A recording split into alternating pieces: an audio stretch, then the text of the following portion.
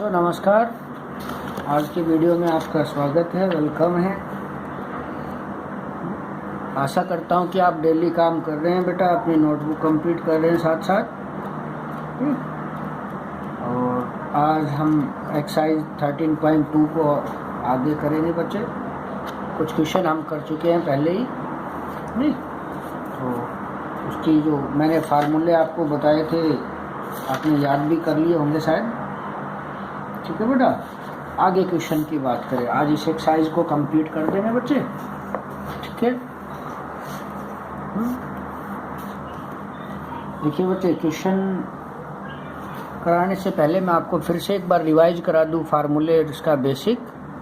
ठीक है बेटा, देखो हम पढ़ रहे थे equation of a straight line, 1 point form और 2 पॉइंट फॉर्म। 1 पॉइंट फॉर्म के अंदर हमने कहा था कि भाई एक लाइन है जो एक पॉइंट से पास हो रही है, जिसके कोऑर्डिनेट है बेटा x1 y1 z1, ठीक है। एंड डायरेक्शन रेशियोज हैं उसके बच्चे a b c, ठीक है।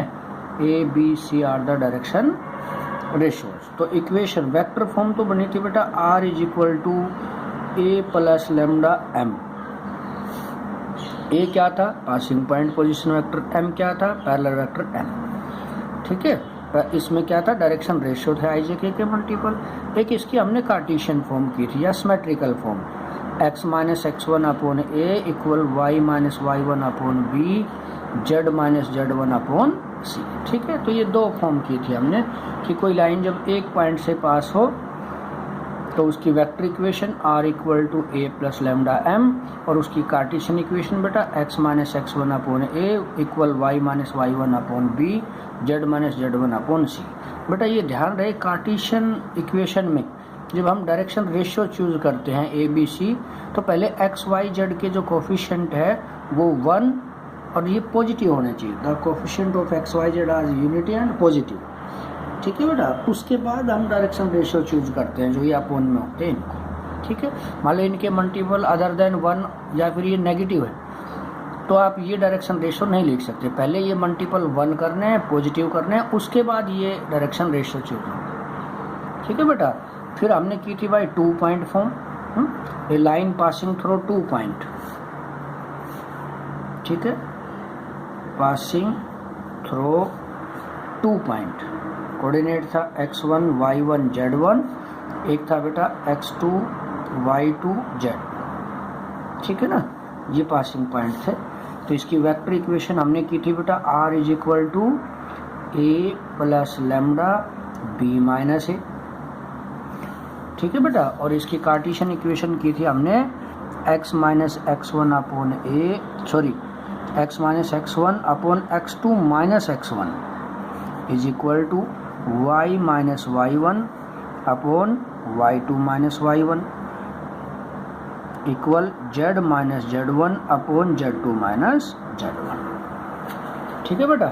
ये हमने की थी, ठीक है। तो कल हमने जो लास्ट लेक्चर था उसके अंदर इस फर्स्ट पॉइंट के ऊपर हमने बात कर दी थी, सारे क्वेश्चन भी किए थे इस पे कि भाई एक लाइन एक पॉइंट से पास हो, उसका पैरेलल वेक्टर दे रखा है जिसको हमने m कहा, उसका इक्वेशन वेक्टर कार्टेशियन क्या हो, ठीक है। समझ में आई बेटा। अब हम बात करेंगे आज 2 पॉइंट फॉर्म पे। तो क्वेश्चन करते हैं बेटा इस 2 पॉइंट फॉर्म पे वेक्टर इक्वेशन और इस कार्टेशियन इक्वेशन, ठीक है। क्वेश्चन है बेटा हमारे पास, find the vector equation of line, find the vector equation of line joining the point whose position vectors are given, ठीक है। एक लाइन 2 पॉइंट को ज्वाइन करती है जिसके पोजीशन वेक्टर मुझे गिवन है। तो फर्स्ट को कहेंगे बेटा ए, और ए गिवन है मुझे i माइनस 2j प्लस के। एक बेटा बी ज्वाइनिंग पॉइंट जिसका पोजीशन वेक्टर उसको कहेंगे हम बी, और बी है बेटा हमारे पास माइनस 2j प्लस 3 की, ठीक है। तो मुझे इक्वेशन बनानी है, कौन सी? Vector equation of line. तो बेटा देखो, एक लाइन के 2 पासिंग पॉइंट पोजीशन वेक्टर दे रखे ए और बी, तो उसकी वेक्टर इक्वेशन क्या होगी बेटा? Equation of line in vector form r is equal to ये रही बेटा a plus lambda b minus a. तो a हमारे पास है i minus 2j plus k plus lambda b minus a. बेटा b माइनस है, इसमें से इसको माइनस करेंगे तो माइनस आई, ये माइनस माइनस प्लस तो 0j, 3 माइनस 1 2 ये आ गया। ठीक है ना बेटा, समझ में आ रही है बात ये। नेक्स्ट क्वेश्चन है बेटा हमारे पास, find the equation of straight line passing through the points in vector form as well as Cartesian form. देखो बेटा पासिंग पॉइंट दे रखे हैं मुझे, पासिंग पॉइंट कोऑर्डिनेट, ठीक है, एक पॉइंट के कोऑर्डिनेट है 4 0 3 और बच्चे दूसरे के कोऑर्डिनेट है -1 2 7। तो देखो बेटा ये x1 y1 z1 है, ये x2 y2 z2, ठीक है, कार्टेशियन के लिए तो। और वेक्टर फॉर्म के लिए ये passing point position vector A कहलाएगा, ये B, मतलब A होगा हमारे पास 4i plus 0j plus 3k। यहाँ से B वेक्टर होगा बेटा -1i plus 2j plus 7k। ठीक है बेटा, समझ में आ गई बात। तो यहाँ से क्या करें हम, वेक्टर इक्वेशन लिखते हैं, वेक्टर इक्वेशन ऑफ लाइन क्या होती है बेटा, r is equal to a plus lambda b minus a। ठीक है, तो आप लिख देंगे बेटा, ये तो ये a रहा, ये b रहा। कार्टेशियन या सिमेट्रिकल फॉर्म एक ही बात है भाई। कार्टेशियन इक्वेशन ऑफ लाइन क्या लिखे बच्चे, x minus x1 upon x2 minus x1, y minus y1 upon y2 minus y1। ठीक है बेटा, समझ आ रहा है ना। नेक्स्ट है बेटा आपके पास equal to z minus z1 upon z2 minus z1। ठीक है, इसको सोल्व कर देंगे, means x minus 4 upon minus 5 equal y upon 2 equal z minus 3 upon 4 is the Cartesian equation of line. ठीक है, नेक्स्ट क्वेश्चन है बेटे, find the coordinate of the point where the line passing through point and crosses the xy plane. देखो बच्चे एक line के passing point दे रखे हैं, पासिंग पॉइंट पहला a मान लेता हूँ बेटा, कोऑर्डिनेट है 1 3 4, दूसरा b मान लेता हूँ बेटा, कोऑर्डिनेट है 2 -4 6, एंड किससे क्रॉस हो रहा है बेटा, एंड क्रॉसेस xy प्लेन। बेटा xy प्लेन क्रॉस होने का मतलब है कि यहाँ z इक्वल टू 0। ठीक है, देखो xy प्लेन, अगर वो कहे कि yz प्लेन से पास हो रही है तो इसके कोऑर्डिनेट yz का मतलब क्या मिसिंग है, x, इसका मतलब x कोऑर्डिनेट क्या होगा उसका 0। ठीक है ना, ये समझ में आई ना बेटा आपको बात। तो ये करना कैसे, तो पहले तो वो लाइन की इक्वेशन निकाल लो बेटा जो इन दो पॉइंट से पास हो रही है। ठीक है, तो हम लिखे इक्वेशन ऑफ लाइन, हमने इनको ए बी कहा है तो कहेंगे equation of line A B. 2 point form है बेटा, ये x1 y1 z1 है और b के अंदर x2 y2 z2 है। तो इक्वेशन क्या बनेगी, x minus x1 upon x2 minus x1 equal y minus y1 upon y2 minus y1 equal z minus z1 upon z2 minus z1। ठीक है बेटा, ये समझ में आ गई ये बात। अच्छा जी, अब आगे चलते हैं। अच्छा, अब इसको लेट करो, किसी स्केलर के इक्वल लेट करते हैं बेटा। ठीक है ना, रिक्वायर्ड पॉइंट जो पूछ रहे हैं ना वो कि एक्स वाई प्लेन से क्रॉस हो तो पॉइंट बताओ, तो उसके लिए किसी भी प्लेन से पास हो तो पहले तो 2 पॉइंट फॉर्म से इक्वेशन बनाओ, फिर उसको इक्वल टू किसी स्केलर के रख लो बेटा। मान लिया मैंने के इक्वल रख लिया। ठीक है ना, तो देखो each part is equal to K. ठीक, it means x minus 1 upon 1 is equal to K. तो मुझे यहाँ से x मिल जाएगा k प्लस 1। ठीक है, इसी तरह बेटा y इसको इसके इक्वल, तो ये माइनस का 7k plus 3 minus 7k plus 3। इसी तरह z वाले पार्ट्स को इक्वल रखो, तो यहाँ से मुझे z क्या मिल जाएगा बेटा, 2k प्लस 4, ये 2k प्लस 4। समझ में आ गई। यही लेट कर लेते, लेट एनी पॉइंट। ठीक है बेटा, ऑन लाइन। ठीक है, मान लेता हूँ P पॉइंट है, कोऑर्डिनेट आ गए k plus 1 minus 7k plus 3 2k plus 4। अब अगर k की वैल्यू आए तो बेटा आंसर है। ठीक है ना, तो k की वैल्यू के लिए क्या करना है तुम्हें, देखो उसने कहा कि भाई line crosses the line crosses कौन से प्लेन से, एक्स वाई प्लेन से। एक्स वाई प्लेन से क्रॉस होने का मतलब जेड कोऑर्डिनेट 0। तो बेटा जेड कोऑर्डिनेट क्या है इसका, 2k + 4 = 0। तो k आ गया -2 और ये किस में पुट कर देंगे, इस P पॉइंट में। And put in point P, यहाँ k की वैल्यू पुट कर देंगे -2। तो ये रिक्वायर्ड लाइन के कोऑर्डिनेट आ गए। ठीक है बेटा, समझ में आ रही है ना, क्लियर। नेक्स्ट क्वेश्चन है बेटा हमारे पास, determine the vector equation of line passing through point and perpendicular to lines. ठीक है, क्या करना है मुझे,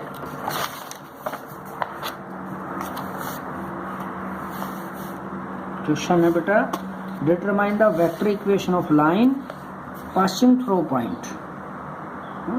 कि एक लाइन है जिसका पासिंग पॉइंट कोऑर्डिनेट है बेटा 1 2 -4 और वो दो लाइन के परपेंडिकुलर है जिनकी इक्वेशन मुझे दे रखी है। ठीक है ना बेटा, तो देखो पहले तो 1 पॉइंट फॉर्म से इक्वेशन मान ले, required equation of line let कर लेते हैं। Let required equation of line passing through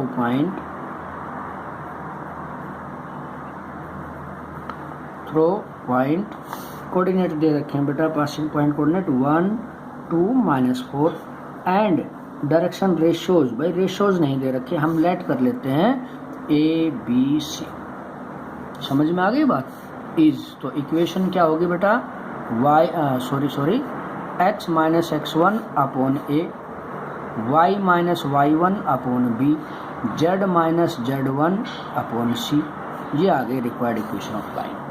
अगर मुझे अब A B C मिले, है ना, डायरेक्शन रेशियो मिले तो आंसर आए। अब रेशियो के लिए उसने कंडीशन दी कि ये लाइन दो लाइनों के परपेंडिकुलर है, which is perpendicular to lines.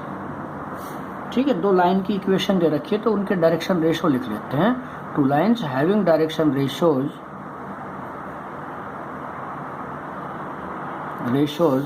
First के डायरेक्शन रेशियो क्या है बेटा हमारे पास, फर्स्ट लाइन की direction ratio 3 - 16 7 and second line के डायरेक्शन रेशियो क्या है बेटा 3 8 - 5। ठीक है, ये दे रखे।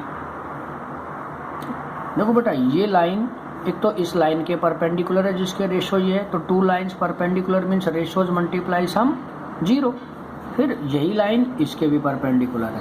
ठीक है ना, line are perpendicular, it means ratios multiply sum 0। A1 A2 plus B1 B2 plus C1 C2 = 0। तो इस कंसेप्ट का यूज करेंगे। तो बेटा देखो ये A1 A2 तो 3A, B1 B2 -16A B, ठीक है, plus C1 C2 plus 7C = 0। अब यही लाइन इसके भी परपेंडिकुलर, तो again ratios multiply sum 0। 3A plus 8B minus 5C = 0। बेटा क्रॉस मल्टीप्लाई हम कर चुके हैं, ठीक है ना, A अपॉन इन दोनों की क्रॉस माइनस इन दोनों की माइनस B अपॉन इन दोनों की C अपॉन ये माइनस ये, तो यहाँ से ABC आएगा, वो यहाँ पुट कर देंगे, वो आंसर आएगा। ठीक है, सोल्व करेंगे, सोल्विंग बाई क्रॉस मल्टीप्लिकेशन। ठीक है बेटा, तो ये कंप्लीट आप करेंगे बेटा। Next question, show that points are collinear. तो देखो बेटा पॉइंट्स आर कोलिनियर, एक तो हम पहले कर चुके हैं इसको कि भाई डायरेक्शन रेशियो ABBCCA निकाले, कोई दो के रेशियो सेम आए तो पॉइंट्स क्या होंगे, वो कोलिनियर होंगे। अभी हम यहाँ बात करेंगे इक्वेशन से, सेकंड मेथड मतलब, ठीक है ना, इक्वेशन बना के पॉइंट्स कैसे कोलिनियर शो करें उस पर डिस्कस करेंगे नेक्स्ट न्यू मेथड। ठीक है, आप सारे कार्टेशियन फॉर्म से करिएगा। इसमें इससे पहले क्वेश्चन दिया है, उसके अंदर क्या किया है, मुझे वेक्टर दे रखी है, तो वेक्टर से आप निकाल लेंगे उनके IJK के मल्टीपल से पासिंग पॉइंट। ठीक है ना, तो ये है क्वेश्चन अब कि if points are collinear find the value of lambda. तो देखो बच्चे, पॉइंट्स कोलिनियर के लिए एक तो हम पहले कर चुके हैं कि भाई direction ratio a b b c c a के निकाल के कोई दो के सेम हुए तो पॉइंट्स क्या होंगे, कोलिनियर होंगे। अब हम इक्वेशन का यूज करके कैसे पॉइंट कोलिनियर शो करते हैं वो भी साथ साथ बताऊंगा। अब इस क्वेश्चन में कहा है कि भाई पॉइंट्स कोलिनियर है तो आप लैम्डा की वैल्यू फाइंड आउट करिए, ठीक है बेटा। तो पॉइंट्स कोलिनियर के लिए क्या करें, पहले तो कुछ दो पॉइंट्स का यूज करके इक्वेशन बना लेंगे, 2 point form, equation of line A B, ठीक है, कार्टेशियन। ये x1 y1 z1, ये x2 y2 z2। इक्वेशन हो गई बेटा x minus x1 upon x2 minus x1 equal y minus y1 upon y2 minus y1, z minus z1 upon z2 minus z1, ठीक है।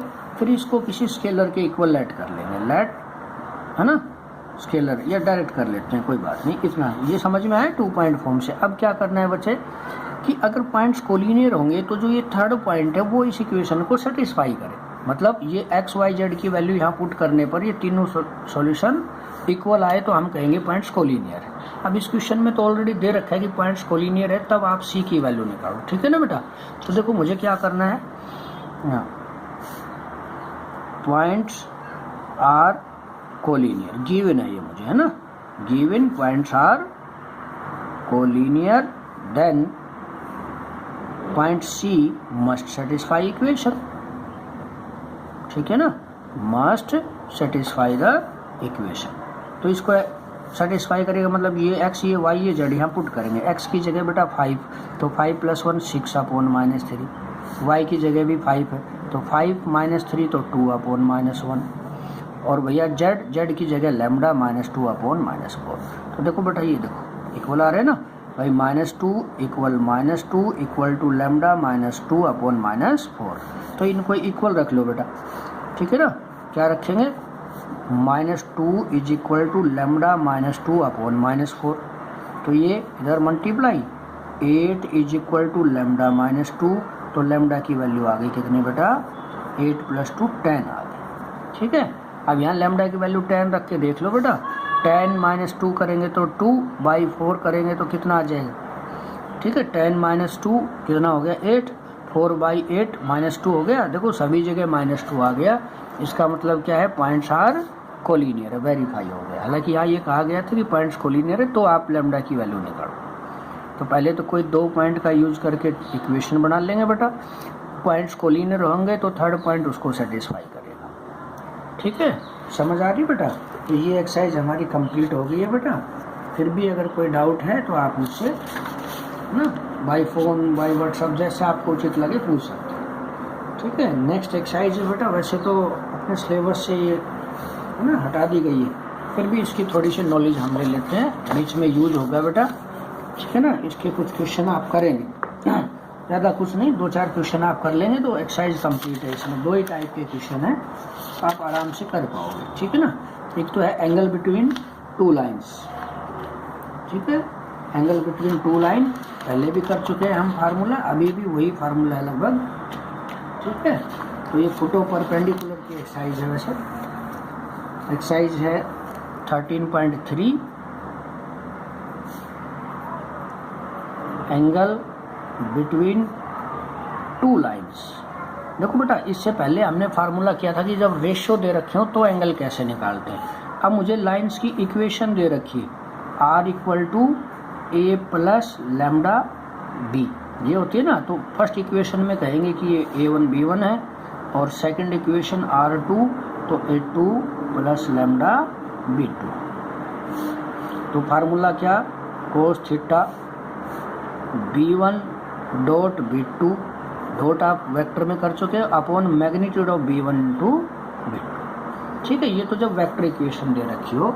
एक फार्मूला ये भी किया था कि जब डायरेक्शन रेशियो, अब यहाँ डायरेक्शन रेशियो का मतलब अगर मुझे कार्टेशियन इक्वेशन ऑफ लाइन दे रखी हो तो एंगल बिटवीन 2 लाइन का formula cos theta A1 A2 + B1 B2 + C1 C2 upon √, A1² B1² C1² × A2² B2² C2²। बेटा ये फार्मूले दोनों एक ही फार्मूले हैं भाई। B1 लैम्डा के साथ जो भी वेक्टर है वो है, यहाँ भी वही है, ठीक है। इसको म्यू कह देता हूँ, ठीक है ना, अलग अलग कर देता हूँ स्केलर।